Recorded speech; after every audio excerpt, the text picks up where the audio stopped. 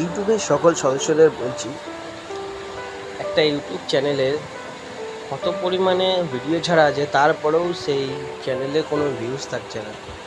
আর যেমনই ভিডিও হোক না কেন, ছাড়ছি তো, এটা তো না যে ছাড়ছি না। কোনোটা 3টে, কোনোটা 1টা, কোনোটা 4টে, এরকমভাবে ভিডিও ভিউজ হলে মানুষের কোনো উৎসাহ পাবে না যে কোনো ভিডিও বানিয়ে ছাড়ে।